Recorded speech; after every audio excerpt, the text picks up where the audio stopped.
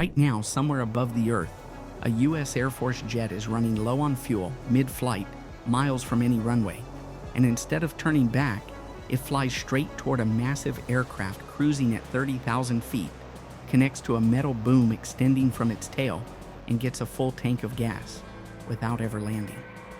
That aircraft, doing the refueling, it has been doing this job for over 60 years.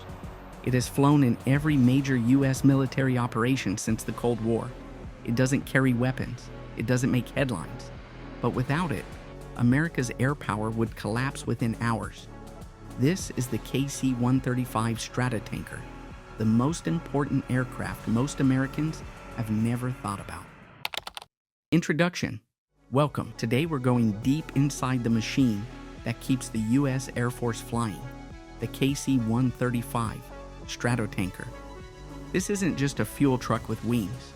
This is a marvel of American engineering, a backbone of global military power, and a story of dedication, skill, and decades of service that deserves far more attention than it gets. Before we go any further, if you're proud of the men and women who keep America's skies safe, drop a comment below and type "Always Ready," because that's exactly what this aircraft is every single day. The origins. Why America needed a flying gas station. Let's start with some context, because the KC-135 story begins at a time when the world was a very different and very dangerous place.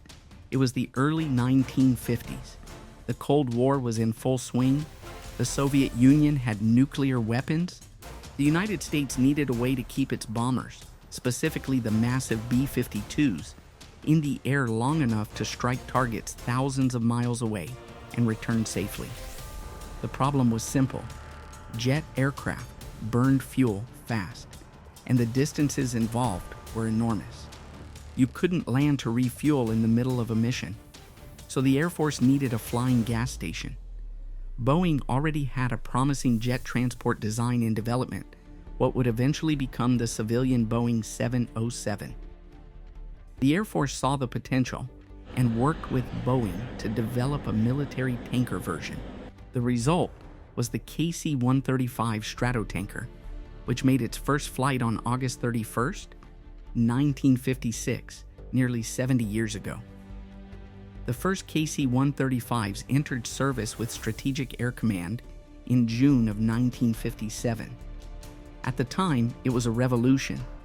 Here was a jet-powered tanker that could keep pace with the very aircraft it was refueling. No more slow propeller-driven tankers struggling to stay alongside fast jets.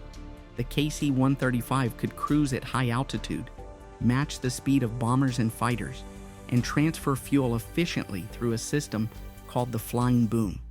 And here's the thing that most people don't realize. The Air Force ordered 832 of these aircraft. That's not a small program. That's a full commitment to making aerial refueling the cornerstone of American air power strategy. And it worked. How it works? The art of refueling at 30,000 feet. Now let's talk about what this aircraft actually does, because the refueling process itself is something that has to be seen to be believed. The KC-135 uses what's called the flying boom system. At the rear of the aircraft, there's a rigid telescoping tube, the boom, that extends downward and backward. A specially trained crew member called the boom operator, or boomer, lies face down at the back of the aircraft and manually flies the boom using small wing-like surfaces called rudder vanes. The receiving aircraft flies into position below and behind the tanker, within a very specific contact zone, and the boomer guides the boom nozzle into a receptacle on the top of the receiving jet. Think about what's happening here. Two aircraft are flying at speeds of 300 to 500 miles per hour, at altitudes up to 30,000 feet, in all kinds of weather conditions, separated by only a few feet. The receiving pilot has to hold incredibly precise formation. The boomer has to guide the boom with pinpoint accuracy, and they do this dozens of times per mission, sometimes in complete darkness, sometimes in turbulence, sometimes under radio silence. It is one of the most demanding skills in all of aviation, and the crews who do it make it look almost routine. The KC-135 can carry up to 202,000 pounds of fuel. That's roughly 92 tons of jet fuel. It can transfer that fuel at a rate of about 900 gallons per minute through the boom. To put that in perspective, your average car gas tank holds about 15 gallons. The KC-135 can fill the equivalent of 60 car tanks in a single minute. And it doesn't just refuel one aircraft and go home.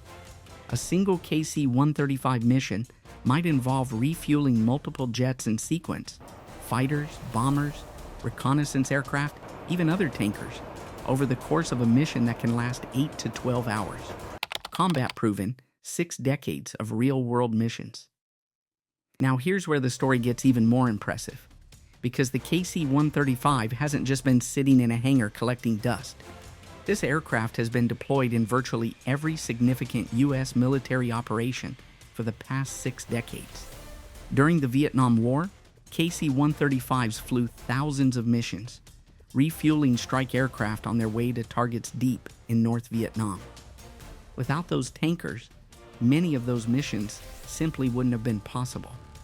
During Operation Desert Storm in 1991, KC-135s flew over 4,000 sorties and transferred over 340 million pounds of fuel. That is not a typo, 340 million pounds. The air campaign that drove Iraqi forces out of Kuwait depended heavily on aerial refueling to keep coalition aircraft in the fight around the clock. After the attacks of September 11, 2001, KC-135s were at the front of every major operation in Afghanistan and Iraq. They made it possible for fighters and bombers to fly from bases in the continental United States and reach targets thousands of miles away. They kept aircraft on station for hours longer than they could have managed on internal fuel alone. They extended the reach of American air power in ways that completely changed the nature of modern warfare. And here's a fact that really puts things in perspective. During Operation Iraqi Freedom, some B-52 missions launched from bases in the continental U.S., flew to Iraq, struck targets, and returned home, a round trip of over 10,000 miles, made possible entirely by multiple in-flight refuelings from KC-135s stationed at forward bases. The KC-135 didn't just support those missions. In many cases, it made those missions possible at all, keeping it flying, decades of upgrades and modernization. But let's talk about the aircraft itself, because there's another remarkable part of this story that often gets overlooked: how long this airframe has been kept flying and what it has taken to do that.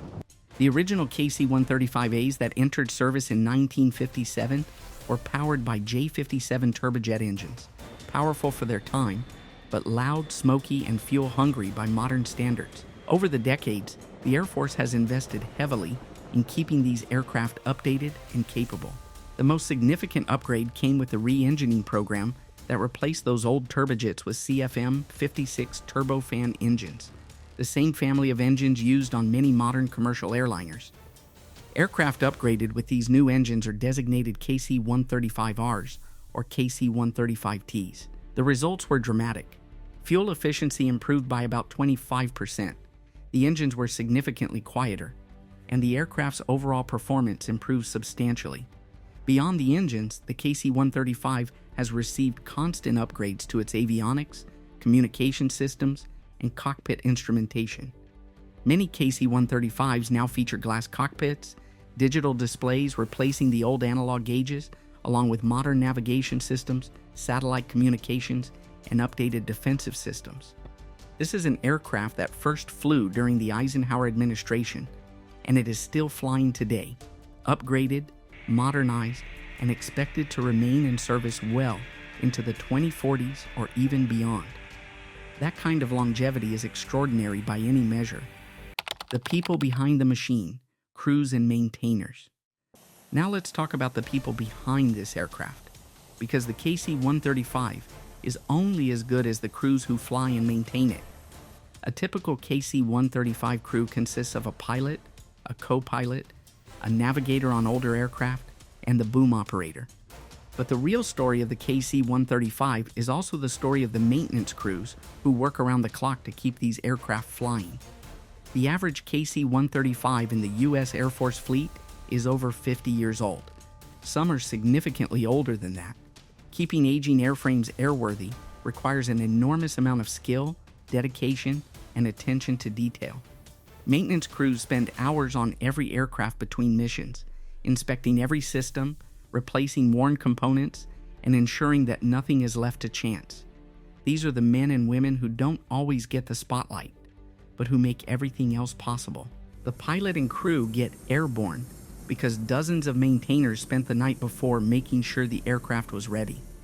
That kind of dedication, performed consistently over decades, is a testament to the professionalism of the U.S. Air Force at every level.